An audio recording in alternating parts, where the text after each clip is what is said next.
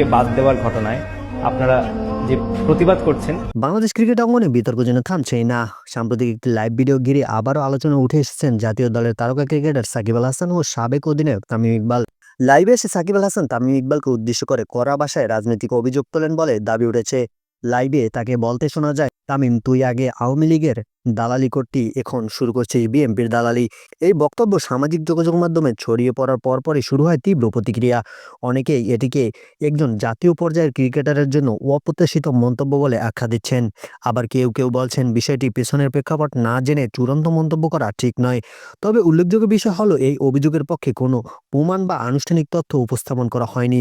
একই সঙ্গে এখন পর্যন্ত তামিম ইকবাল এই বিষয়ে কোনো প্রতিক্রিয়া জানাননি। আর বাংলাদেশের ক্রিকেট বোর্ডের পক্ষ থেকে কোনো বক্তব্য আসেনি। বিশেষজ্ঞদের মতে ক্রিকেটের রাজনৈতিক বক্তব্য ও ব্যক্তিগত আক্রমণ মাঠের বাইরের পরিবেশকে আরও উত্তপ্ত করে তুলছে, যার প্রভাব জাতীয় দলের উপর পড়তে পারে। প্রশ্ন হচ্ছে, এই ধরনের লাইভ বক্তব্য কি বাংলাদেশ ক্রিকেটের জন্য ইতিবাচক নাকি আরও বিভাজন তৈরি করবে? আপনার মতামত কি? কমেন্টে জানান।